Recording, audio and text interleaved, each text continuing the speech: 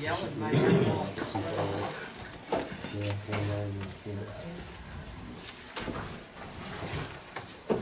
Call the meeting to order. Roll call. Mayor Westgard. Yes. Tom. Yes. Thank you. Yes. Mulder.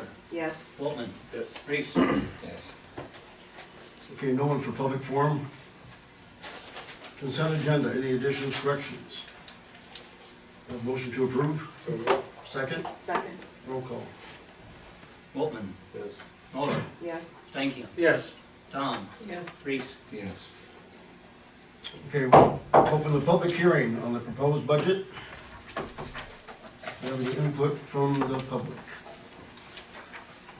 Just for the city council members, the budget information is included in your package. You see the one page that we published showing budget totals. You'll see revenues versus expenses for all of the funds. See what fund balance is, then on the next page would be fund balance pages, and none of these have changed since we've last reviewed them. And then year one of the capital improvements plan is in there, and is the next two pages. When you get to page 10, that's actually the resolution that we would be passing. That's the certification of taxes page.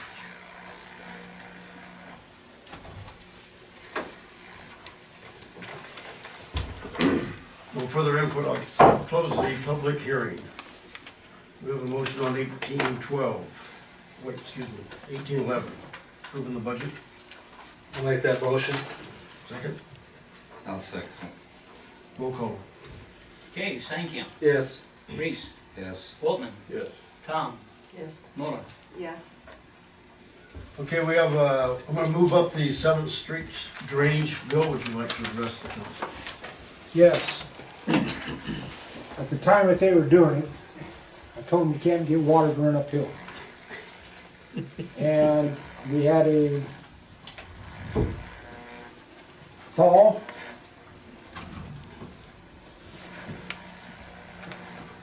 As you can see, this is the street. The water can't get over to it because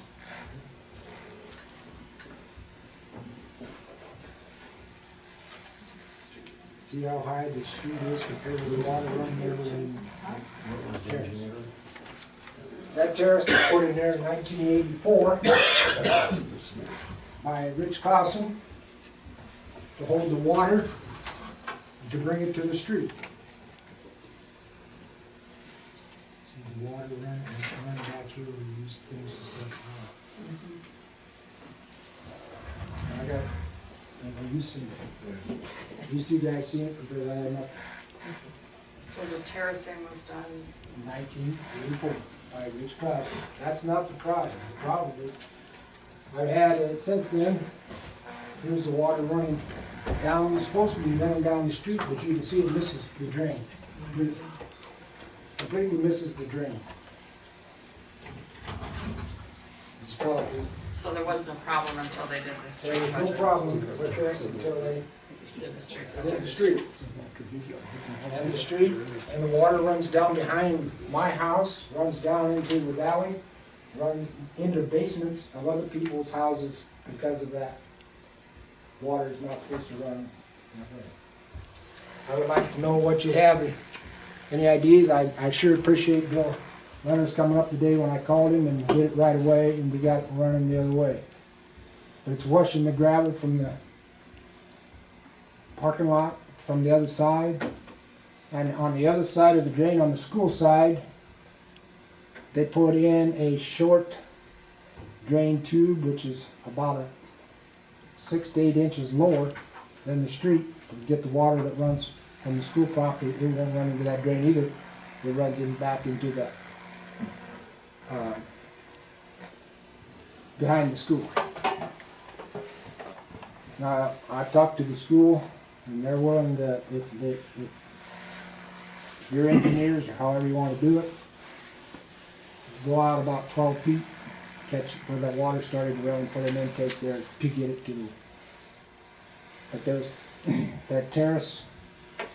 The reason the terrace is not as high as it was, and I'm sure it's easements or something, but there's 3 cable companies that have lines running on top of that terrace. They didn't put it in the valley or on the side, they run it across the top to take the terrace down. Now, I've been there since 1977, and I know how the water runs and what's going on up there, and it's not right the way it is right now. So are you saying that the utility companies, when they put in the cables, that made the terrace Well, lower? it took some of the height off of it, yes. Bill, is there anything we can do until it thaws? Pretty much gone right now. the water. Well, my concern is, yeah, it is pretty much gone right now. But if we have, I know from experience that if you have a 2 or 2.5 inch rain, you got the same problem, because you can't get the water in. And spring's coming. Yes. There isn't much we can do until it thaws, it's just pretty muddy up there to tear it up now, I think, you know. I'd like to see what the engineer's gonna say to us. I guess I did call the engineer, talked with them about it, they are coming here, okay? I called them again, admittedly, it was late today, I didn't get a chance to talk to them. I don't believe they've been here yet, but we have not received any report from them. That water goes through my back, it went through my shed. Then it goes through my backyard and comes out on Jackson Street. So everything that comes through his comes through my yard.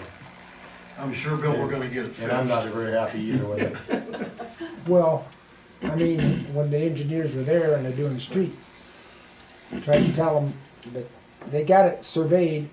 Since then, I have friends, that's an engineer, a couple friends from Platinum come over, and from the center of that water to that drain is only 3.5 inches, plus it has to go around the curb that's there. So the water will not run until it gets to the top of the bank before it starts running to the north. So I don't know what they were thinking when they put the drains that high. I don't know, I can't answer, but I'm telling you, you got a water problem. Right. And we're gonna get at it and fix it, and get the engineers and see what they're gonna do, because we want them to foot the bill if we have to, they're the ones that did it. And they were aware of the problem when we brought it to their attention when we had that thing with the drainage problem, when they put it in On the other side for the school.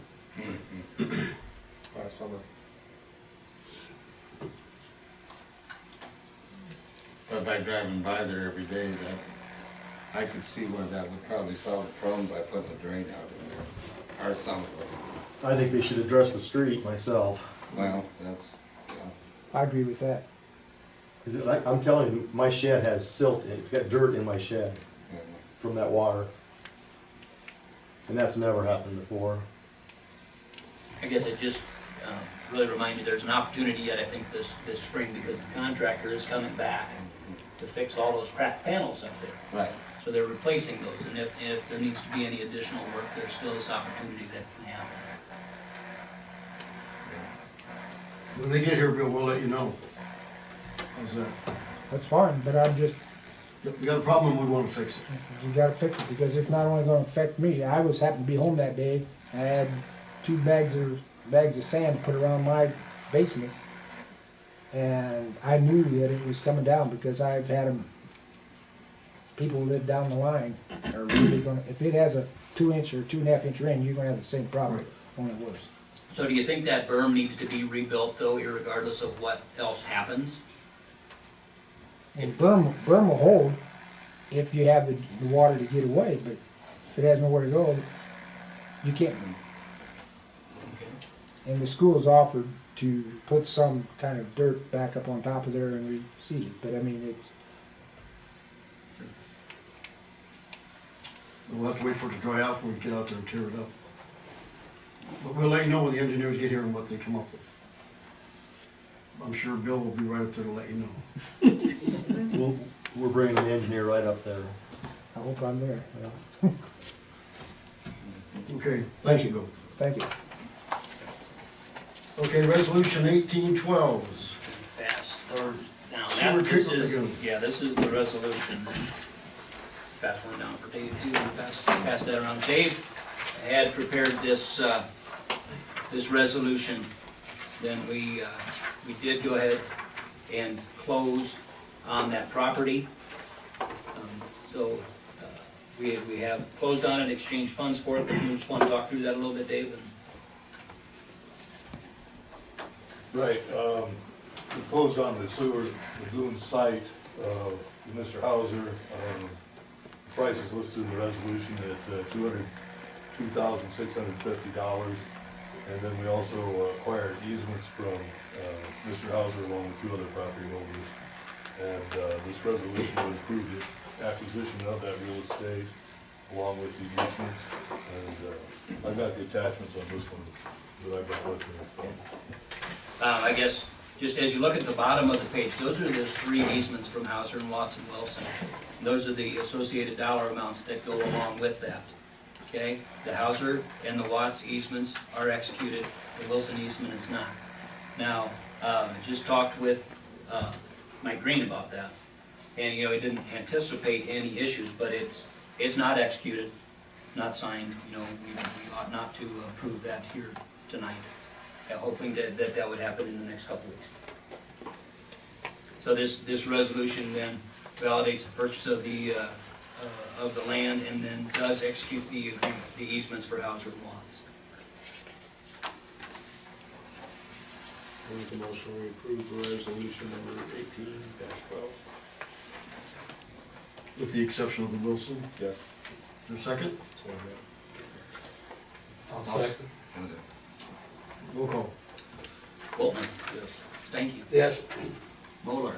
Yes. Reese. Yes. Thomas. Yes.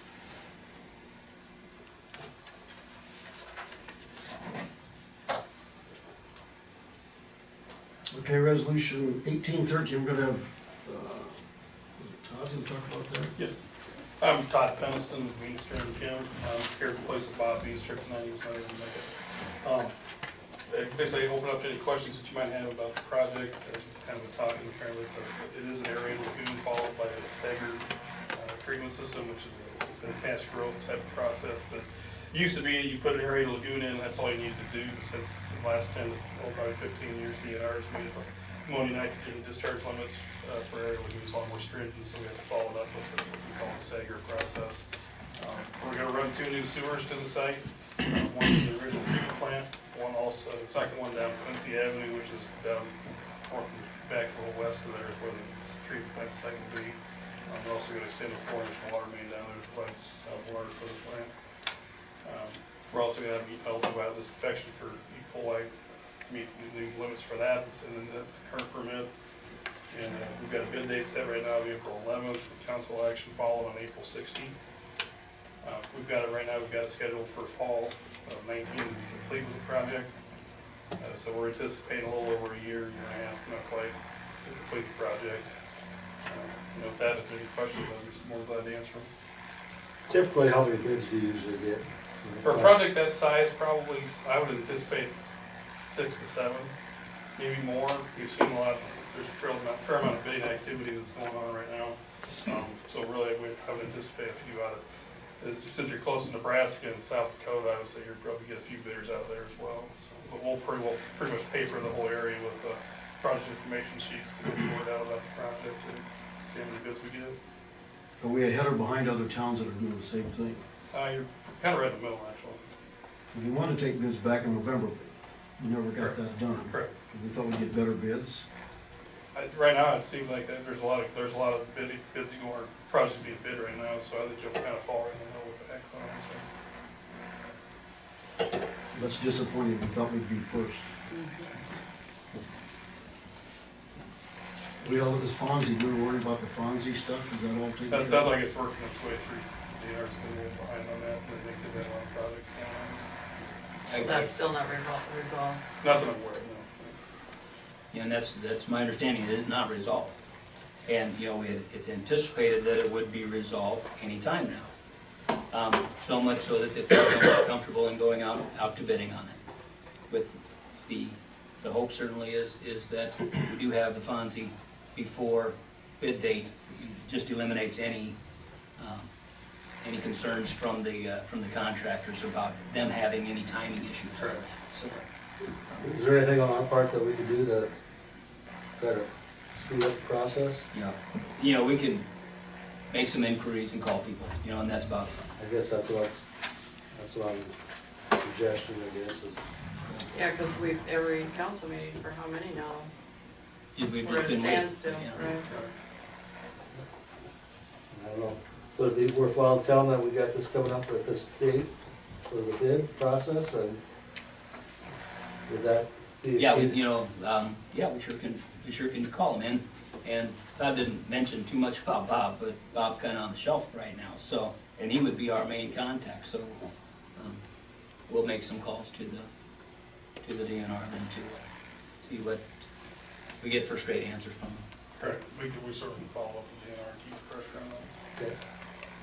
For everybody doesn't know, you wanna tell everybody what FONSI stands for, not the TV program? No, it's what they call finding of no significant impact, which basically they go out and look at all the environmental factors that would be part of the project or affected by the project and determine, hopefully, would determine if there is no significant impact to the project, which is fairly common with this type of project. But it's just, when you're borrowing money from the SRF, that's one of the steps that goes with it. Do we anticipate losing 2 crop years or just 1? Probably two. Now, that we didn't really want to hear. Wait, I guess we don't know. Oh, the I see contract. what you're saying, yeah, it'd be this year, it'd be the 2018 season. Is it common for the contractor to install pipe work first? Probably on this project, they would want to leave it there first. You're killing me. But we'll see what happens, they may come up with their own schedule too, so. Any more questions? We won't know that until the bid's completed, right? Correct, Till we have somebody to work with. correct.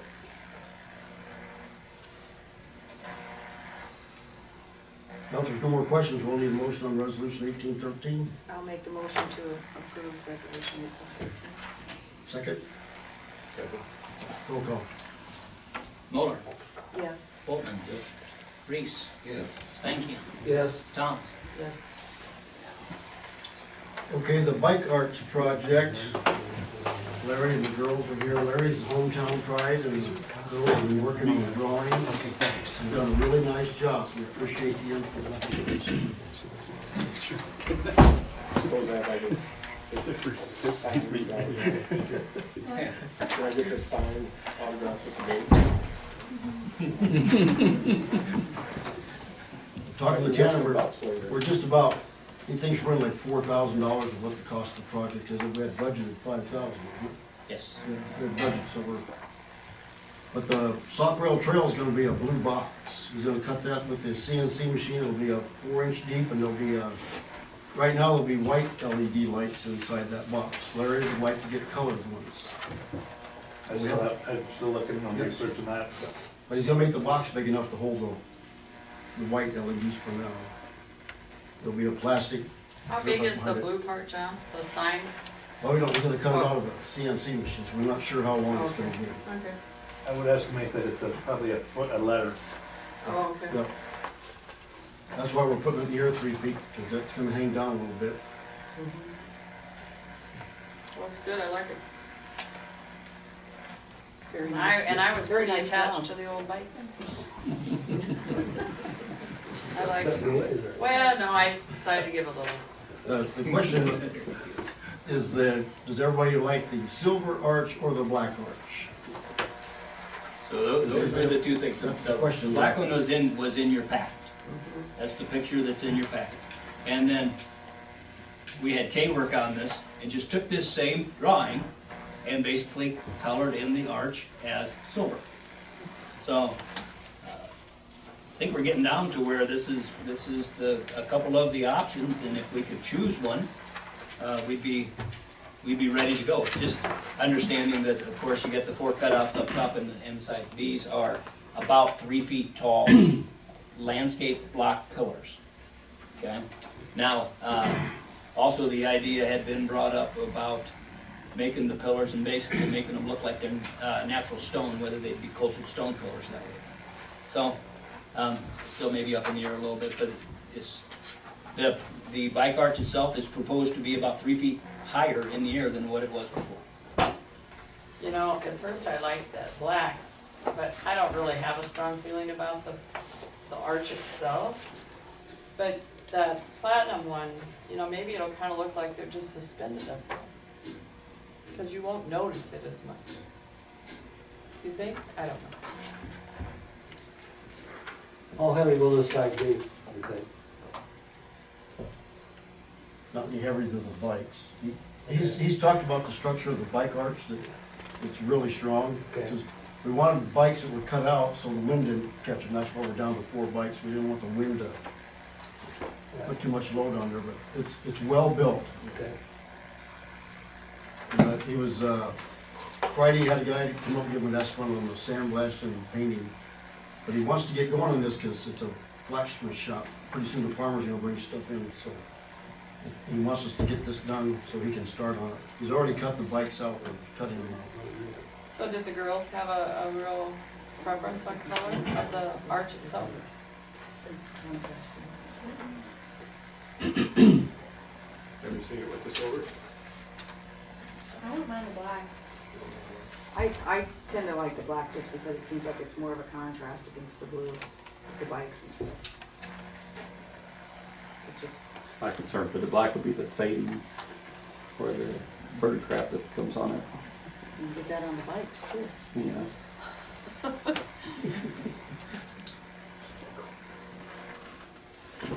Just shows up more on black. Yeah, it just shows up more.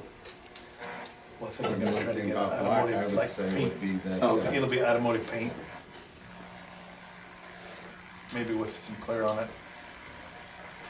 So what kind of paint was that then? Automotive, I think, you know. So it could be worse than waxed. Maybe Royce can find a couple to do Then I'll that for just you. slide right off. There you go. Gary, do you have something? well, I thought, I've always, in my experience over the years, is silver, we never had much luck with painting things silver. It don't stay very good. The silver paint won't stay as good as the black will. Because he won't be able to powder coat the bike arch, it's too big for his oven, but the bikes are big enough he can powder coat them. It's just gonna be an automotive paint, but that's what we're trying to get a feel for. Yeah. The way So- guys let know. Automotive paint shouldn't make a difference. Oh, I don't know. I have no idea, but in there, I know if we, painting things silver never stayed on very good, I know that. You know about the paint, John, I mean, is it supposed to be a chrome type of a paint, or is it just a silver colored auto paint? Just a silver colored auto paint.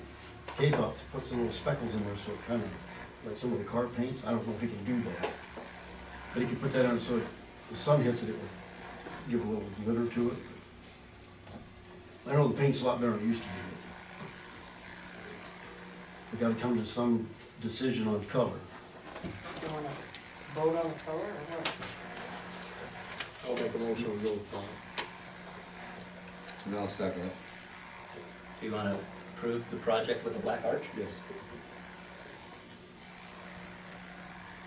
Roll call?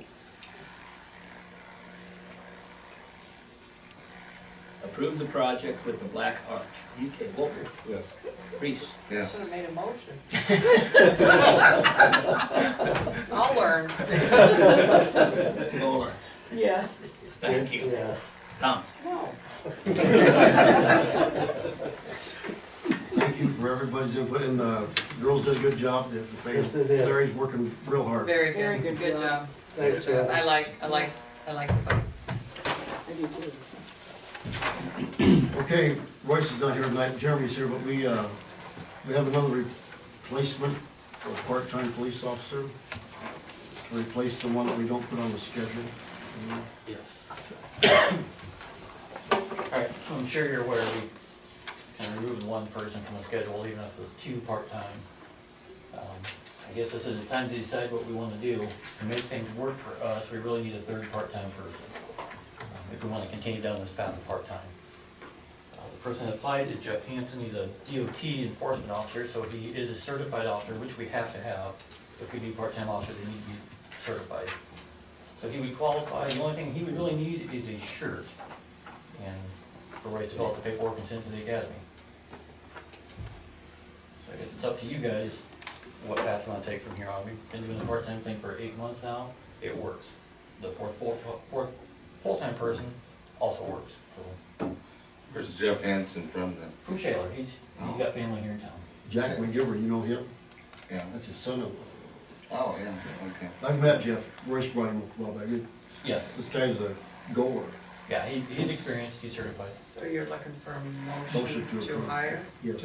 We would, we could hire him in established wage, so it'd be to hire Jeff as a part-time police officer, hourly rate is $20 an hour. I'll make a motion that we do so. And I'll second it. Okay. Motion to hire the part-time officer Jeff. Roll call. Okay, Tom, Yes.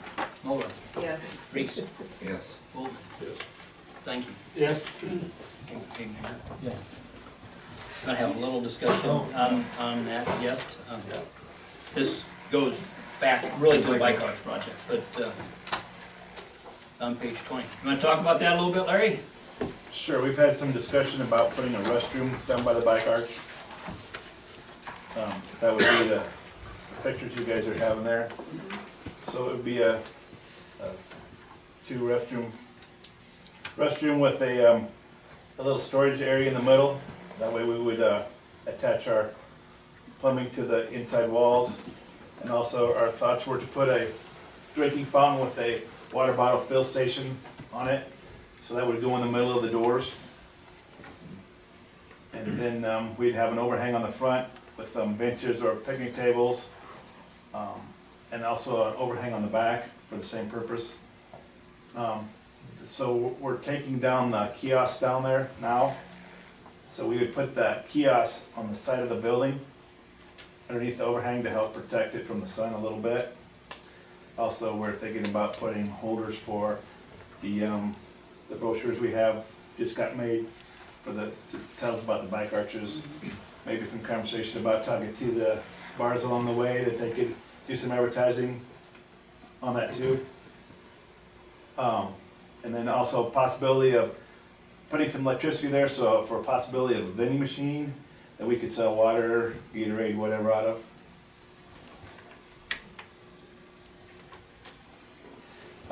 Looking to do cement to hook up to the, possibly to the sidewalk area, to the bike trail area, so it's a low maintenance deal.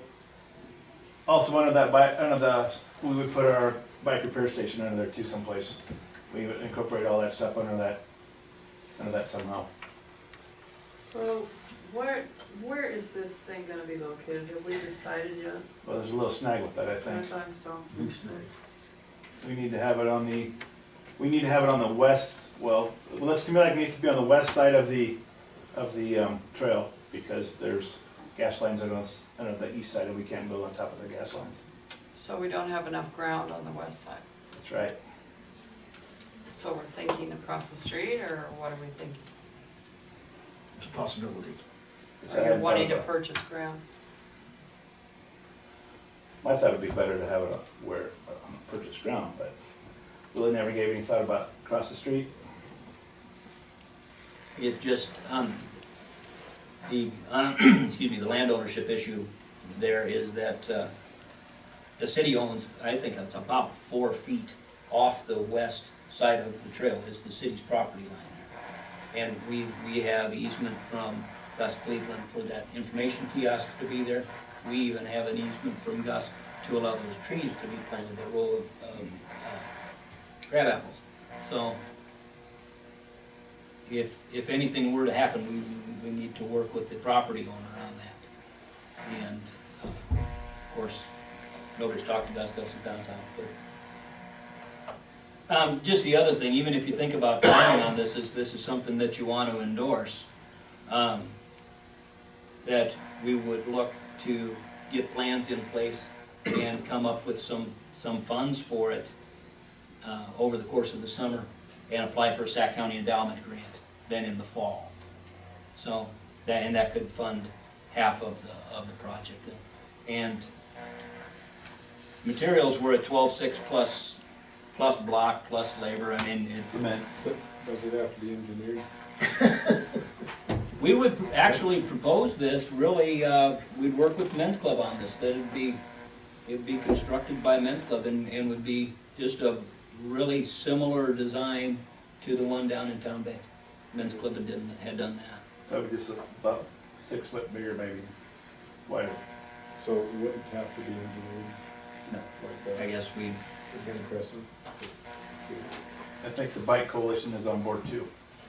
yeah, Bike Coalition's pretty excited about that. The men's club's kind of on board, so We just have to work through our issues with where to put it and how to get it there. comment about across the road though, from having conversations with Jimmy Stock, it's my understanding that the dumpster right now is probably on the Stock property.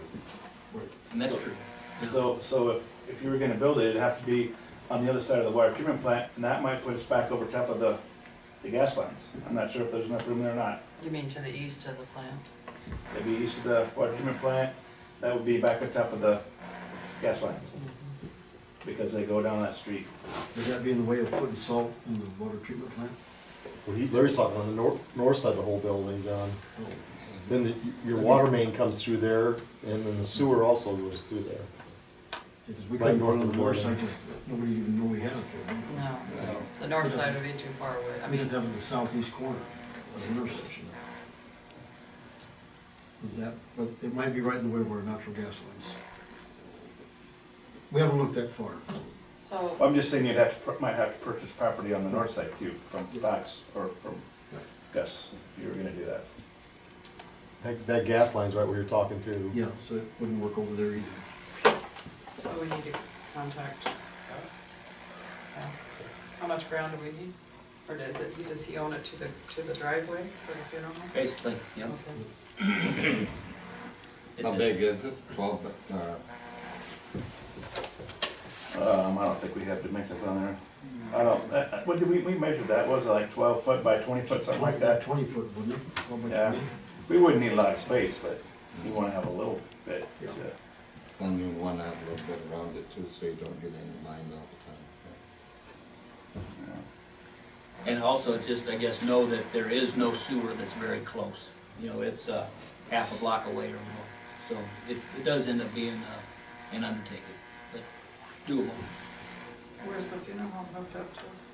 For sewer? Down, they would be on Vine Street. Vine. On Vine? That's, yeah. There's no sewer right there where you're talking. But it's an FYI, just, it's something to look for down the road. The other part of that too would be some rehab on the parking lot. We would combine that with rehab on the parking lot down by the trailhead. You know what I'm talking about? Yeah.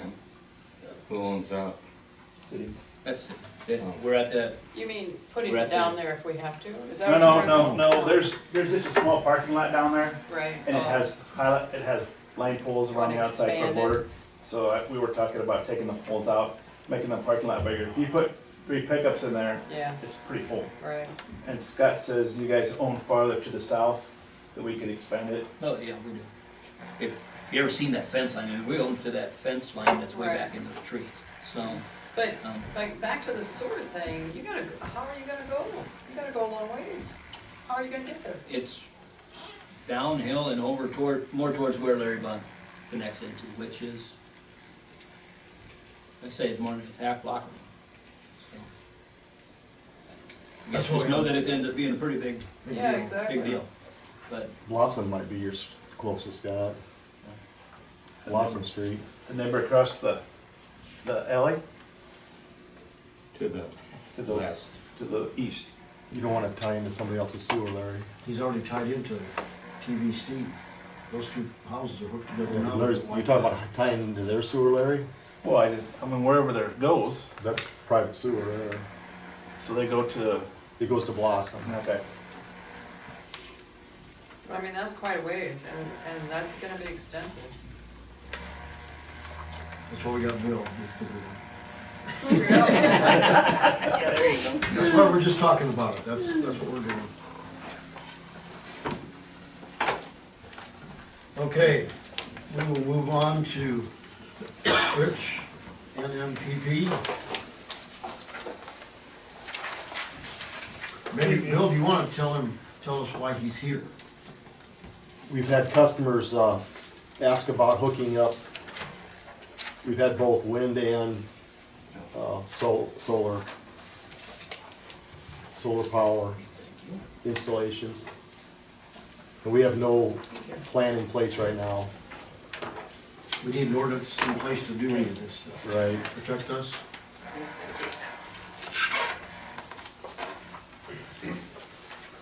Okay, am I on? You bet. You're up. Okay, Rich Andrusik from the Municipal Energy Agency of Nebraska. Nebraska's in the name, but we serve Nebraska, Iowa, Colorado, and Wyoming. We serve you with your electric energy.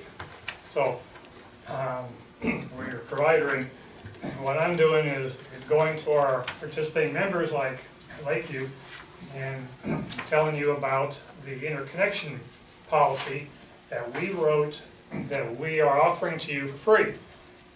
And this will allow you, to give you the rules for interconnecting renewables like solar, like somebody puts solar in their roof. But before I talk about that, I need to give you a basis of net metering. And Bill asked me not to go too long, but I want you to understand net metering. And there's a lot of confusion about that. Now on page 2, it's slide number 3. It shows a house. It shows a solar panel, photovoltaic solar panel, and it shows the power line and the meter. Well, right now you have a meter, and the power comes from the utility through the meter into the house. Well, if that homeowner puts on, or business, puts on a solar panel, the solar panel is going to feed electricity into the house. It might also feed, more than the house needs, so the electricity goes into the electric grid. So that meter has to be bidirectional, has to read in 2 directions. Net metering folks like to look at that meter and say, well, we're running the meter backwards. And we don't want you to run the meter backwards, we want to keep track of how much electricity goes one way or the other. I think you guys... Real quick on it, Yes. is there like, so if it's a bidirectional meter, there's kilowatts in and then there's kilowatts out that are separate readings? That's correct. Another way to do that is I have 2 meters, one that reads in and one that reads out, and they don't run backwards. But the bidirectional, you have all that in 1 meter. Costs a little more than what you have out there now, but it's something you need to do. So anyway, Bill says that net metering hasn't been decided in this town yet. And I'm not taking a position, I want to give you the information. So, net metering is not a federal law. It's not even a state law that pertains to you.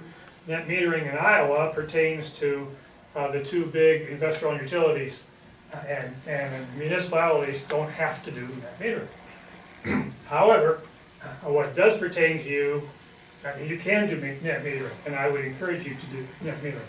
But what does pertain to you, which you have to do, according to federal law, the PURPA law, Public Utilities Regulatory Policy Act, says if somebody puts renewable on their home or business and they have excess electricity from the renewable, like solar, you have to accept that into your system, your distribution system, and pay them for that. You have to do that.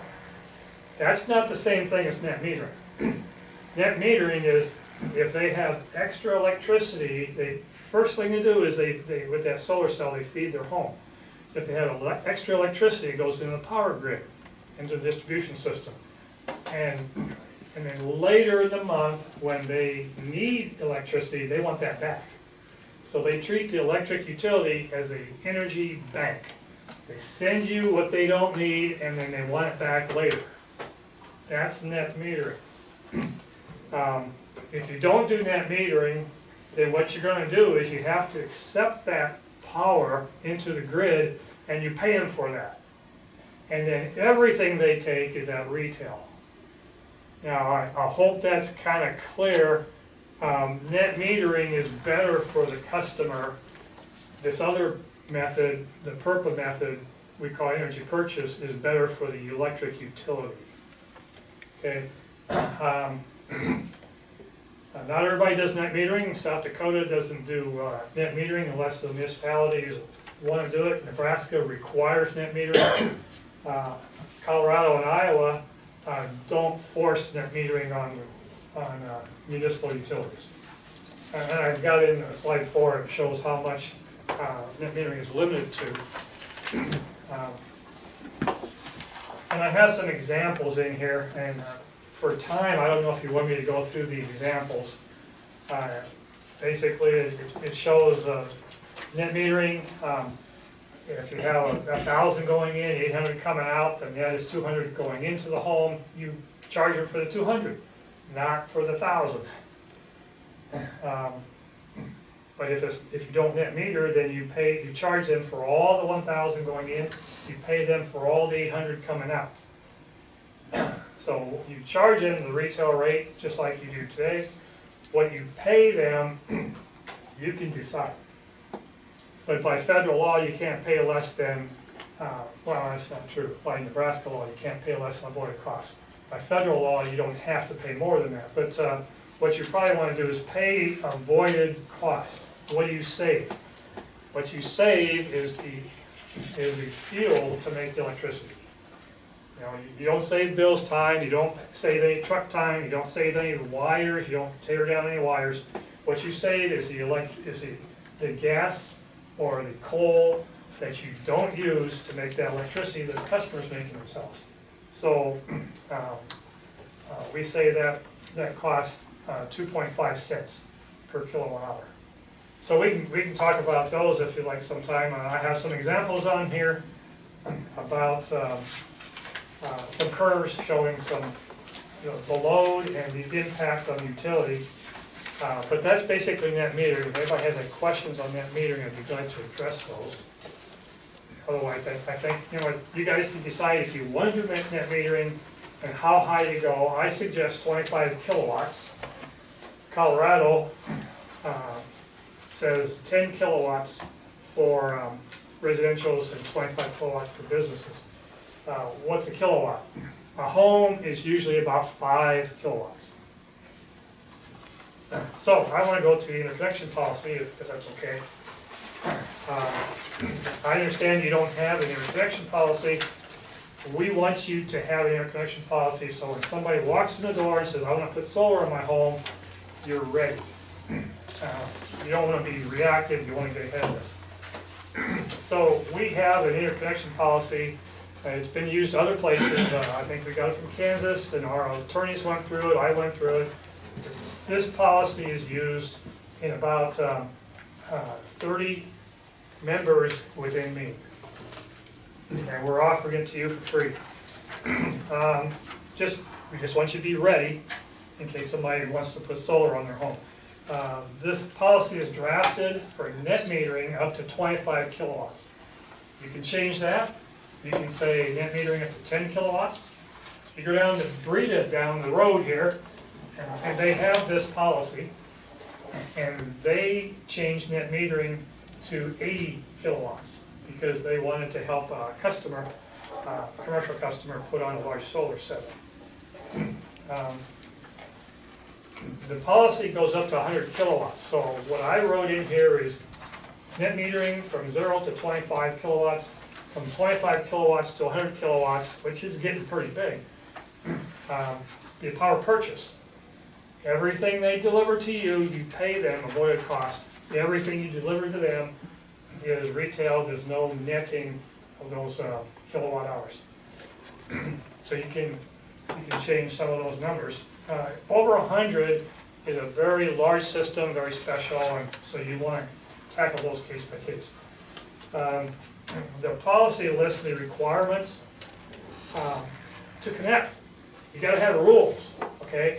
And the policy says you will adhere to IEEE standard 1547. Well, what does that mean? I don't know what that means. But if it says 1547 on the inverter of the equipment they want to put in, it's been accepted by the Institute of Electronic and Electrical Engineers, and it's okay. If it doesn't say that, then it's not acceptable, you shouldn't put it in. It'll be a danger, a hazard to your system. So there's stuff like that in these rules. There's also some forms. There's an application form. So if you wanna know who's gonna put in solar, where they're gonna do it, how big is it, and when are they gonna do it. You need all that information, and so then that's in that form.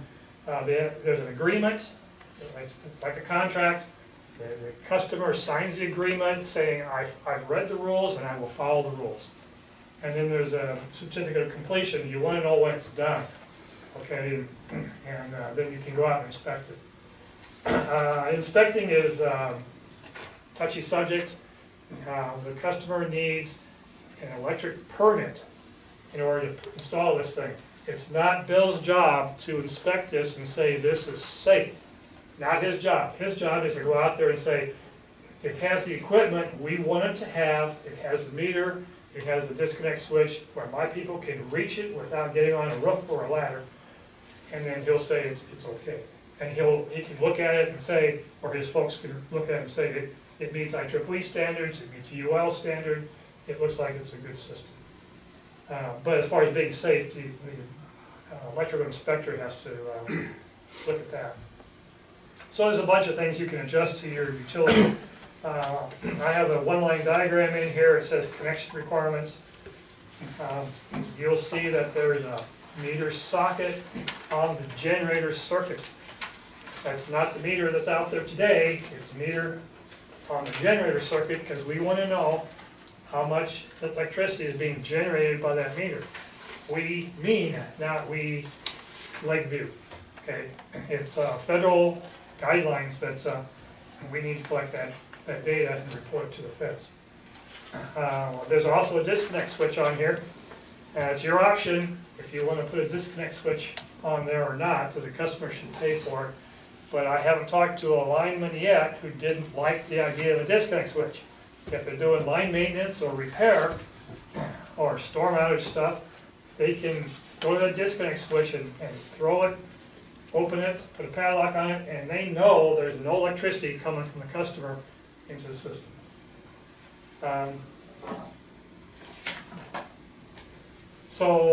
Metering, you have to change that meter that's there now. It's a one-direction meter. You need a bi-directional meter, costs about $100.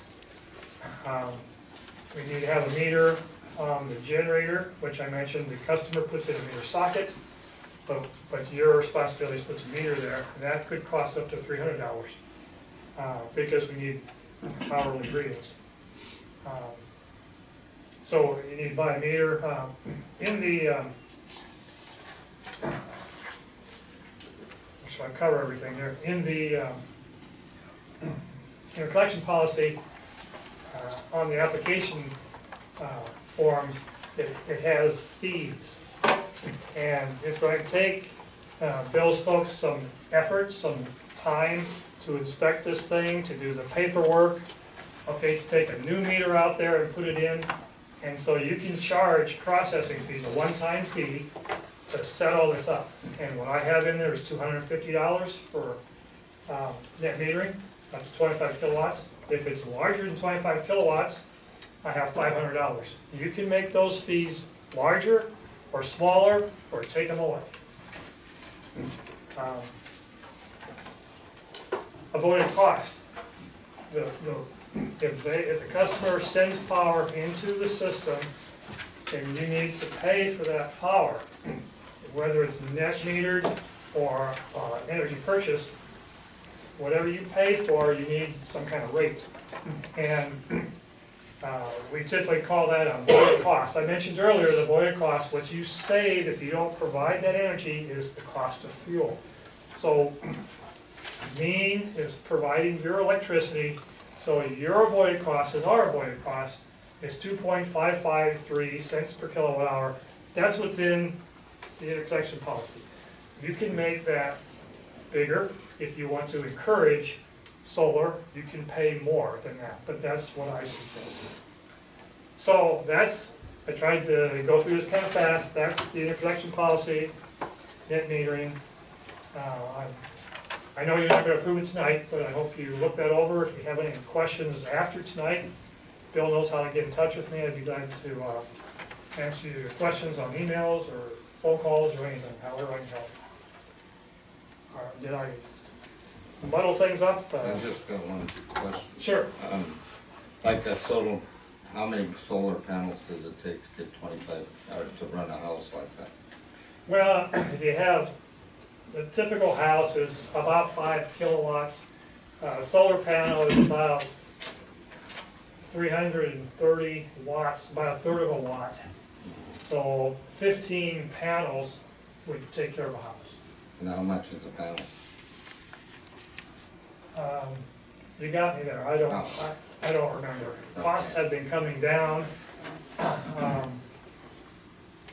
don't know what costs are gonna do this year because there's a tariff on Chinese panels, but China is sending panels to Canada and routing them in that way, so we may get all the panels we want anyway.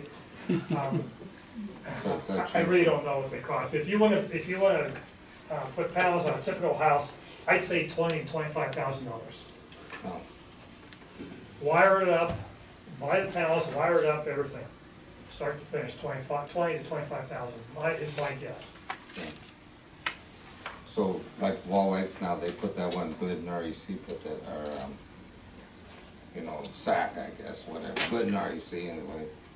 His own, whatever, and they put that one in south of Wall Lake there, that don't supply none of Wall Lake, though, they say. Oh, does it? Okay. So I don't know. You go south to the REC, Yeah, Terry. it's not on the city's, in city's territory. No, Yeah, it's total REC. right. Hey, I guess just a couple of comments for the city council. We have received, say, a couple of inquiries about interconnecting renewable generators, okay, over the course of the past 2, 3, 4 years, okay? They've never gone anywhere, and part of the reason is because we don't have an interconnection, okay? Main reason that they don't go anywhere is that we're still a relatively low-cost provider of electricity. And it's, economically, it's tough. It's tough to make renewables seem to be economically advantageous.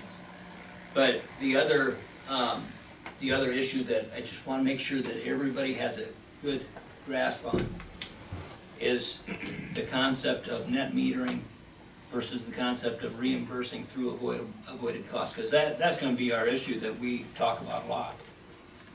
Okay, so do you understand those two things? And if not, we got the expert here to answer the questions tonight.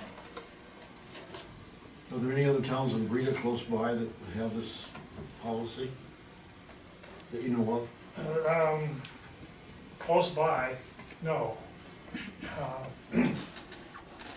Waverly, Iowa has a policy very much like this, but that's not really close. I'm sure that Darrell and those guys would talk with you about it though. Most of these policies I've delivered to Nebraska and eastern Colorado. You're the second presentation I've made in Iowa, besides Waverly. I have talked to Waverly, Okay, to Darrell, yes. at length. So the net metering, if I thought I understood it for a little while. So any excess goes to the utility Yes, and it's in a bank.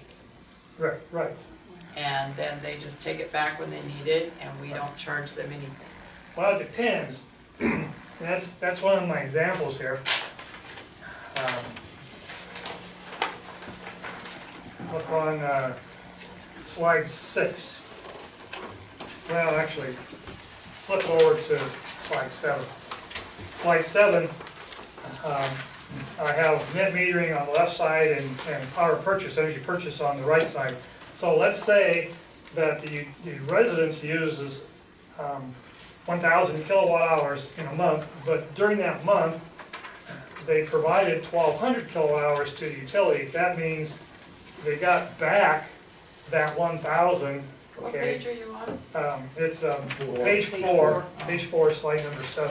Okay, It's the slide above the I got it. graphs. That's it. So there's 1,000 going to the home, 1,200 going to the utility, so the net is 200.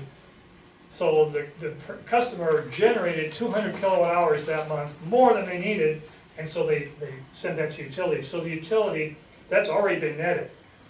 You know, you've already found the difference between what was delivered and what was sent back to utility. It's 200 to the utility, so the utility has to buy that. Okay. Now, if you go on the right side of that slide, if you don't have net metering, you still have to connect up that solar customer. And so, same situation, 1,000 goes to the customer, 1,200 goes to the utility. Well, in this case, you're not netting, you're gonna bill the customer for all that 1,000, and you're gonna pay the customer for that 1,200. That's the difference between net metering and energy purchase. So who would monitor this and do the price sharing cost, or how would that work, just by read meters and? Yes. And then, You'd have to run it through your billing system, and I usually tell people, check your billing system. If you have our billing system, it already will handle this. You have our system? That's what I just Yeah, asked. Scott would know. Do you have, No. No? Got that.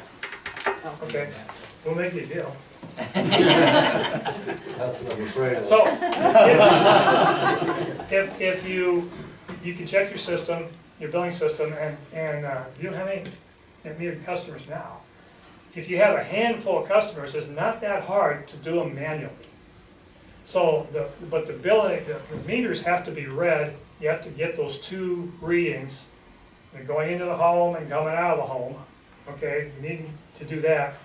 And then some billing clerk has to calculate the difference, or if there's no net metering, then energy purchase, and give a credit to the customer for what was delivered to utility, and charge the customer for what was energy delivered to the customer. Now this is actually net billing. In Iowa, use a truer form of net metering. I put these numbers in here as an example.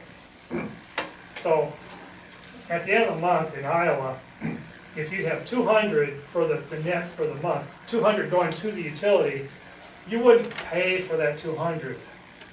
Okay, you would, Nebraska you wouldn't pay for that 200. You would hold on, the utility would hold on to that number, and then next month, if the customer wanted that 200 back, you can give it back to them. So you bank that energy every month for a year. And if there's any extra energy that they sent to utility still has extra energy, then at the end of the year, then you buy that energy, you give them the credit. So you only do it once a year? Once a year, right. I guess my other point, I just want to make sure that the council gets on this concept of net metering, at least in this example. Where we're billing, our retail rate to the customer in this example is 10 cents per kilowatt hour, okay? So the question then on net metering is, you sell it at 10 cents and you credit them back at potentially 10 cents. That's the idea of net, okay? And the idea of the avoided cost though, sell them at 10 cents and the credit comes back at about 2.5 cents. That's the avoided cost. Is this becoming crystal clear? It's difficult to understand. I can add something, John. Please.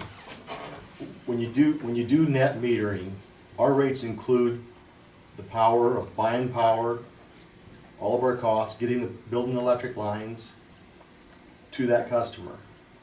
When you do net metering, he's not paying for the maintenance of the lines to get it to his place. And another thing I was gonna add too, AC electricity has to flow. So it's gotta go somewhere, and if it doesn't go somewhere, stuff's gonna blow up. Literally. So that's why when they pump it back to us, it's gonna go somewhere. You're not really banking electricity. you're not physically holding electricity, it's just a number.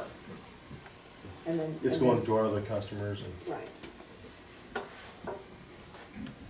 Solar customers like net metering because if they generate too much, it goes to utility and they get that back, and lowers how much they pay the utility. The energy purchase here, whatever they deliver to utility, they're gonna be credited at a lower rate than the retail rate, 2.5 cents instead of 10 cents. So they don't like that as much, so they're not interested in that, okay? So most people are interested in net metering. Net metering looks good for customer, and it is, and like Bill said, in that 10 cents, they're paying for the wires and his staff and trucks and everything, but the avoided cost is just paying for energy. So if you have a whole bunch of customers on net metering, your utility isn't getting the revenue that they need to pay those fixed costs. Now, in California, that's an issue, because they have thousands and thousands of people on net metering. In Iowa, it's not so much an issue, because you only have a few people here and there, and sure, those net meter customers are leaning on the others, but they're not costing the others very much. Now, maybe Bill might disagree with that, but if you have a few net meter customers, you know, sure, they're being subsidized by other customers, but the subsidy is really small. It's like pennies or dimes. You know, if you have hundreds of net meter customers, then it gets significant. We're in the business of selling electricity, not giving it.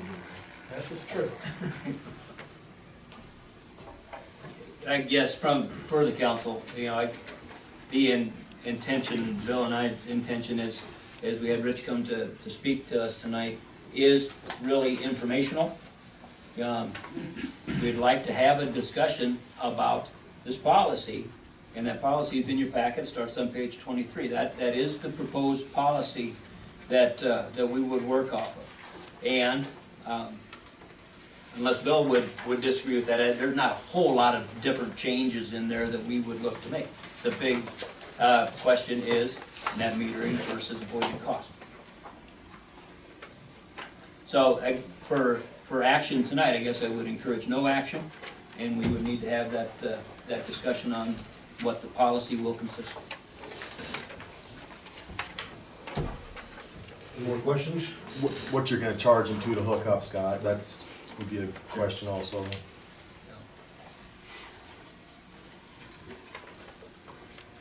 Well, we appreciate your information tonight. Oh, it was helpful. Thank you very much. It was very helpful, thanks. That was Very great. informative. Did you come from a long ways? Lincoln, Nebraska. Oh, that's not very far. We apologize. 3 hours. It doesn't feel so bad. I went to school at Ames, Iowa. Yeah, all right. You're welcome anytime. Okay, we'll move on to ordinance 491. This is basically putting footings under little structures. Take off, Bill, okay? This one's in the PMZ. Yep. So this proposed ordinance begins on page 32, but what this does somewhat is clears up some inconsistency. The city has, within our zoning code, had a regulation that says that a perimeter foundation is required under all accessory buildings.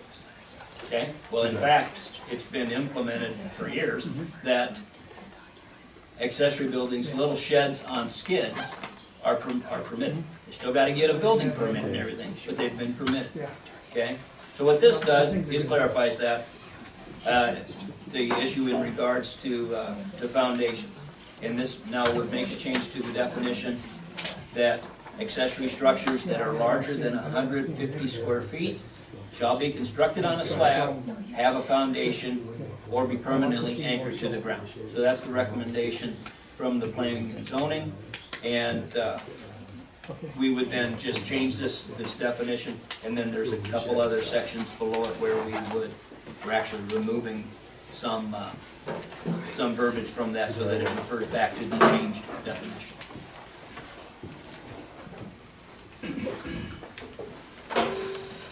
Anybody have any questions on 491? This this would be the first reading on 491 if the council wants to move on to this. I'll make the motion to. Second? I'll second. Roll call. Okay, Moller, Yes. Thomas, Yes. Boltman, Reese, Yes. thank you. Yes. Okay, 492 has some issues that I would request the council table this until we're given some more information on site plans and low impact studies. And Scott would like to meet with the council individually and explain all these, if that would be all right. Take a motion? I make a motion to wait I'll till we second. get all the facts. So that's motion to table, Jerry? Yes. Can we roll call? And Tammy? Reese, Yes. Moller, Yes. thank you. Yes. Thomas, Yes. Boltman, Okay, ordinance 493 is a new one. We're gonna develop an R4 zone. okay. Let's take a look at this, it starts on page 42.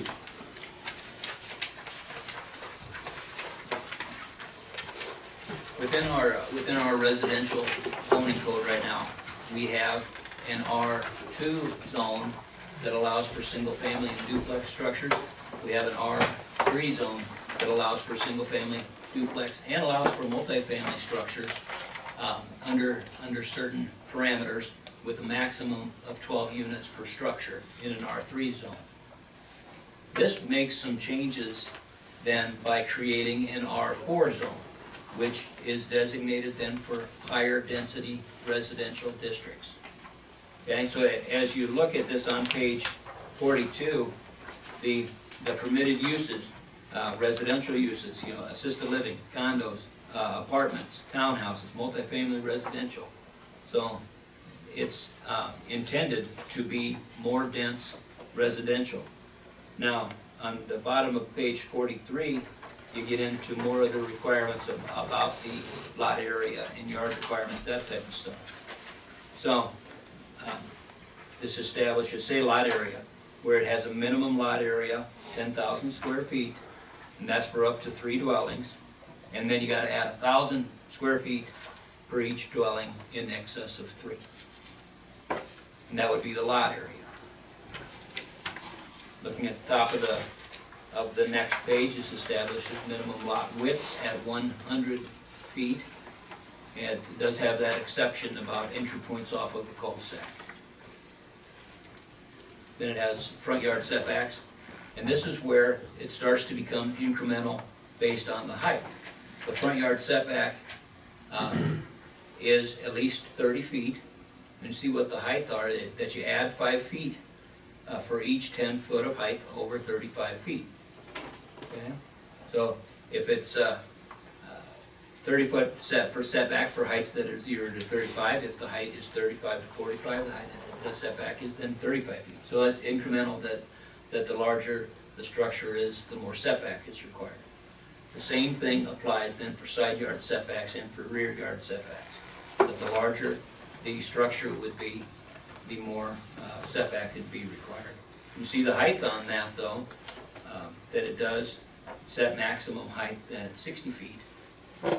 Also does have minimum roof pitch requirements, minimum roof pitch of 3 to 12, which is consistent with our other residential areas. Open space requirements, 25% total open space, and that includes that new definition of open space that was acted upon within the past couple months. And again, has the same type of parking requirements that we have in our other residential zones too. 2 off-street parking places per living unit. Okay, so the Planning and Zoning Commission is going to recommend that we would implement an R4 zone. Okay, these would be the proposed recommendations for the R4 zone, but there are no lands in the city that are zoned as R4 now. Okay, so if the city council would implement this ordinance, create an R4 district, the next step for the Planning and Zoning Commission would actually be to look at our future land use plan and determine likely areas where this would be consistent with future use for a more dense residential. And they would look to change that future land use plan, okay? The Planning and Zoning Commission does not propose to change any zoning right now. There may be some future land use changes that's just simply showing that there's plans that are put in place for what the future might look like. Okay, it's just a planning mechanism. Nothing's proposed to change for zoning districts right now. And the P and Z had, the last two meetings, they've talked about this quite a bit to do this. They've put a lot of work into it. I think he was at the last meeting. I would make a motion that we accept ordinance 493. And I'll second it. Roll call? Okay, Thoms, Yes. Moller, Yes. Reese, No. Wolfen, Yes. thank you. Yes. Carried. Motion carries. We'll have a little discussion on economic development. Vicki, Am I up? you're up. Okay. During the campaign, housing was identified by, I think, all of the candidates that I remember from the forum as being an issue here. And I've always felt like an economic development committee is needed so that there's more than just one or two people trying to make decisions based on that. Economic development is not an easy thing, especially in a small town. So I kind of started to send out some feelers to the business people to see if they would be interested in an informational meeting, not necessarily serving on the committee, but just kind of finding out what does Lakeview need, where could we go, how could we do it. So all I have tonight are some handouts on housing programs in area communities. And it's not extensive. I haven't had enough time to, like a lot of the cities, the small towns, you can go to their websites and you can see what they offer. Some of them you can't. Some of them say, well, you know, call us and we'll tell you what we have available to you. But, so anyway, but the ones that I did find, and one of them that I was really interested in was Gowrie, Iowa, because their population is about the same as ours. They don't have a lake or anything, and so Webster County is doing an awful lot to push housing from towns that are 100 and some people, 163 people, 168 people. You know, they're purchasing, either they're purchasing land for housing or they're purchasing their buildings in Main Street to try to renovate them. They're, you know, in some cases their backs are up against the wall because they've already almost lost their community. I don't want that to happen in Lakeview. So I just have some handouts about what these other communities are offering for incentives. You know, it's just an FYI, not necessarily the way we need to go. I will tell you that some of us went out and met with Evapco manager Brett Meyer today. It's very informative, very informative. Housing is the huge issue for Evapco, and they want, you know, for their entry-level people, they're looking at 1-2 bedrooms. They'd like to see apartments. You know, they are going to be. They're adding on and they're gonna bring in more design people. Those people will be a higher level wages, so you know, those people will be looking for something a little better. But he did say, he said, we lost one product line because we didn't have the personnel. And it's hard to get personnel when you don't have any housing for it. He also saw losing Ryan's as huge for them. He said when they first were gonna build Boulders, he said, I thought to myself, I don't know who they think that's gonna be filling those rooms up. He says, let me tell you, we're filling them up. And he said Ryan's was a huge loss for us. So, you know, Lakeview can't just sit here and stay the same. It cannot. It either has to go up or it's gonna go down. If it stays the same, it's gonna go down. Housing is huge. I think housing's where you start. The young people, we had a school teacher that went along. You know, to him, amenities are important. He wants to see amenities that young people want, that they will come here to live for. But you have to have housing or you can't have it. So, you know, I don't know, do you have anything else, Scott? I just have these handouts I'll pass around. Scott and John, if you have anything to comment on. So what percentage of the property are the people working at Example are from Lakeview? Well, let me tell you, not, what do you say, about 25%? 25%. And the, part of the reason is because there's no housing. That's why you see so many people from Sac, because they've got housing. He did kind of break that down and said basically 50% Sac City, 20, and about 25% Lakeview, and 25% other communities. Here, I'll go over there, I'll get some. But what about the housing development that is that gonna, are we gonna influence him to back out of that? On the east side of Lake? His housing will be way out of reach for people living back. Well, I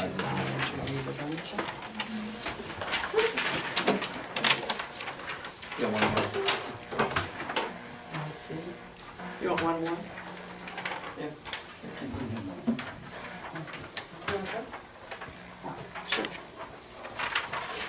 Anyway, it's just an FYI, I think we, you know, people ran on housing and we need to figure out where we're gonna go, if anywhere. So, I'm just hoping that the council will take it under advisement at some point. May I put in 2 cents worth? Sure. Yes. Sac City is only 7 miles away. How many people living here drive to Carroll every day to work? So. Yeah. How do you think that impacts housing, Mary? Because You said there was housing in Sac City, right? I there said, isn't that much in Sac City for housing. well, no, I didn't mean that there is, but there's more than there is in Lakeview. You're saying they But could then- hire people from Lakeview? I'm They saying have a that people- sign out there hiring all the time. Well, And they have, that isn't because of, look at how they've grown since they've started. Right, and we want them to stay here Well, and exactly. continue to grow. It was amazing as Brett went through their employment numbers. And it was, just round numbers, 170 employees out on the floor. Well, yeah, something like that. There was 170 on the floor. They had 30 design and administrative people. They had broken 200 employees out there now, and they are running a partial third shift out there. Now they're gonna bring in more design people. They're gonna phase out the design people in Minnesota and have more of them here. They've started 2 apprenticeship programs and a mentoring program. And once they get through the people that are already their employees through this apprenticeship program, they'll start going to the schools and being a little more active through the school. Right now, they're working with Sheldon and Iowa Central. Yes. I just have a question. What price range do you think you need affordable housing to fit into? Well, you know, they would like to see more apartments. What did I have on that? You know, but he's also gonna need other housing for these, designers that come in and they'll be at a different wage.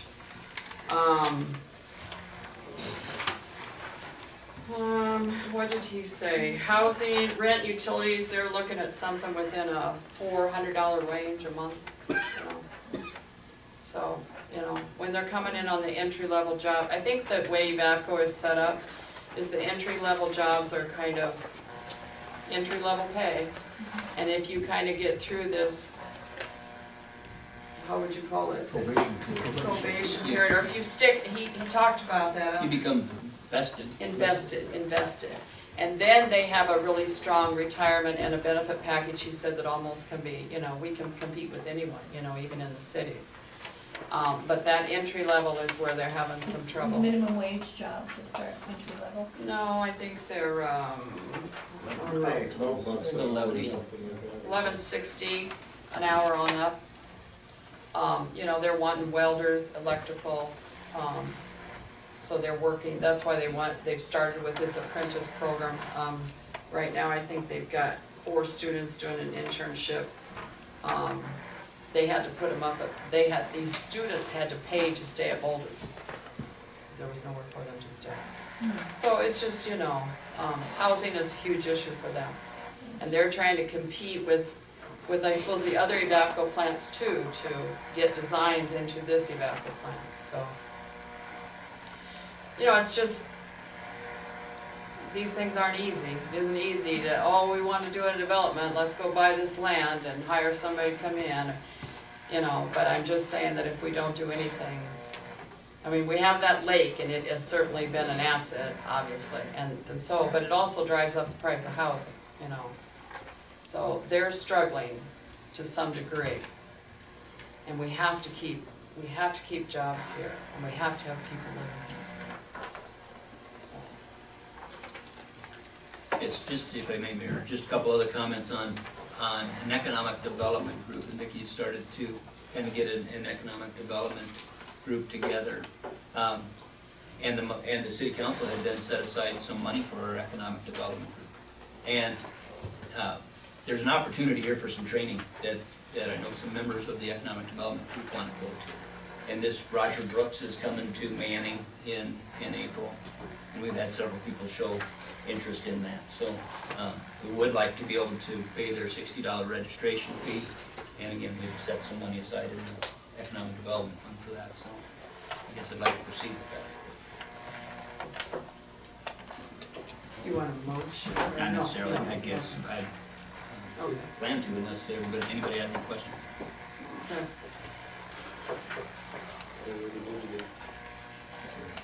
Yep. Okay, thanks Vicki for everything you're doing on the economic development. To start. To start. We have a city administrator report.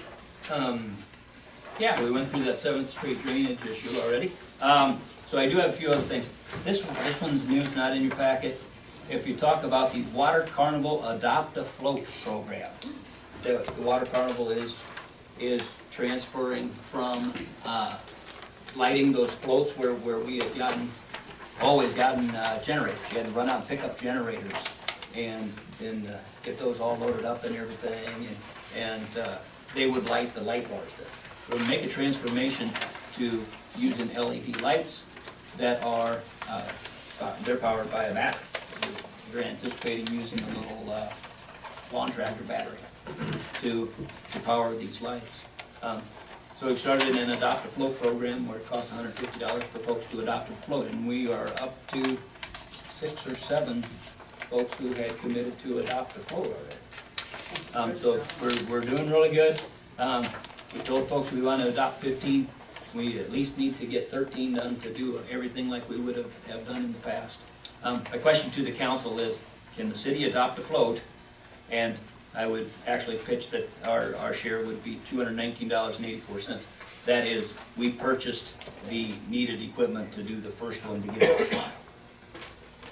And I'll make a motion that we adopt a float. Second. Will that be stored out in your house? Yeah. As soon as I get my garage laid out. Bill's new shed. Yeah. Roll call. Tom? Yes. Bolton? Yes. Reed? Fuller? Yes. Thank you. Yes. Thank you. Just a couple other things then. Board of Adjustment meeting is Wednesday at 5:30, and that's, the board will meet to consider the variance request from the library for they're starting to think about their proposed expansion project. And just so I guess everybody understands the variance request, the library is located in our central business district. The required setback in our central business district is 0. So it's like any downtown building. There's not any required setback for front, side, or rear yard, okay? Unless you abut a residential district. So that lot that we purchased and removed that house is zoned residential. So that it abuts a residential district, and then the code says if it abuts a residential district, the required rear yard setback is 20 feet. So that's the variance request. Well, so explain this to me a little bit, because the actual, where the addition's gonna be, if you bought the lot, we bought the lot, or they bought the lot, and so now it's not residential, or it's still zoned It's still residential. zoned residential. Even though we're gonna put parking in it. Yeah. I see, I guess that's the issue. okay. Heart monitor. Want to give them good news on that, Dave? Good news is we reached our goal on the heart monitor, and I wanna send a big thank you out to first Scott and the mayor for bringing up the idea of having Hometown Pride take up this project. We wouldn't have gotten to where we were as fast as we did without them, and with Court and the Lakeview Foundation, they did a fantastic job. You know, and I want to thank Chris Rodman. He wrote a few grants that gave us big chunks of change towards the project. And again, I can't say enough of how much I appreciate the Hometown Pride Lakeview Foundation for all their work on this project. It's going to benefit a lot of people. Good job. So it is the equipment's been ordered. Equipment's been ordered, should be here any day, All right. and still waiting on that, so Good. hopefully we don't have to use that on anybody here. Hopefully you get it before you have to. Right, Yeah. but it's gonna come in Just be handy. mindful. It's gonna save a life someday, it'll all be worth it. Yeah, well, And we had 180 plus individual donors, 3 grants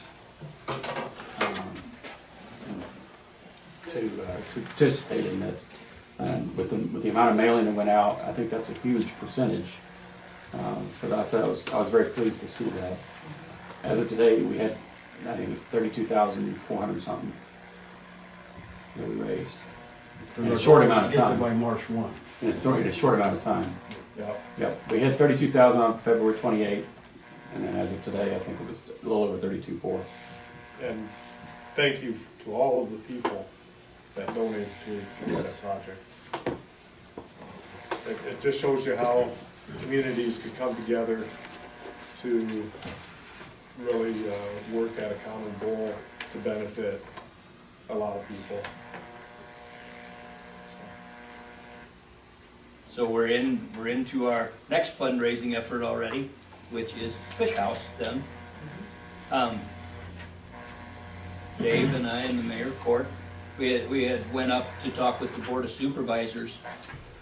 Originally, it was that we would talk heart monitor, but by that time, by golly, we had raised all that money.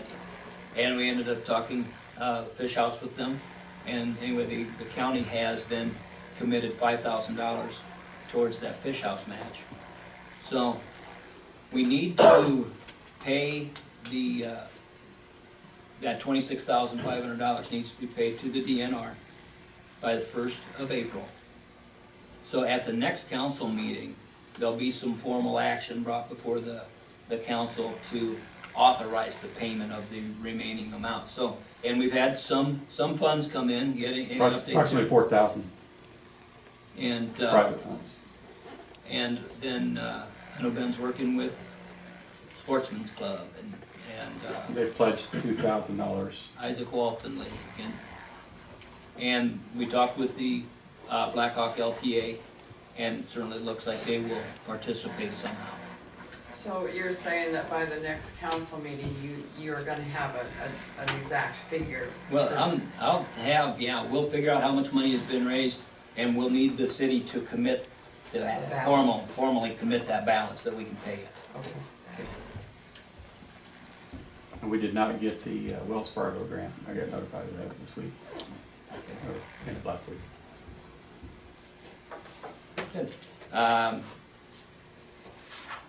My last thing, I guess, just an FYI, we let bids on that overhead electric project on Thursday. 1:30, we will let bids. Phil's optimistic, looking for some good ones. I think we're gonna do real good bids. Yeah, Yep. good. Lot of replies. A lot of guys came down and looked at it. good. With that, that's about it. Sac County League. Yeah, Sac County League. Okay, early post on Thursday, and it's up at the Sac County Cattle Company. And if you let me know who's going, we'll RSVP. Okay? I won't go until Wednesday. I won't be there. Yep. Maybe only move. Yeah. I thought you were retired, like, That's you it. go to Albany. Oh, okay. Hanging in there tough. Yeah, I think it is. Terry? Yeah. You enjoy it?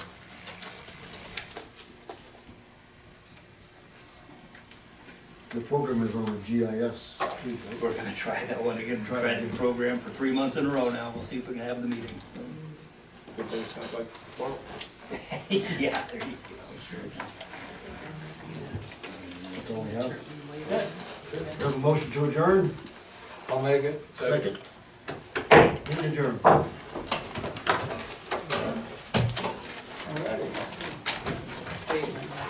Larry, you know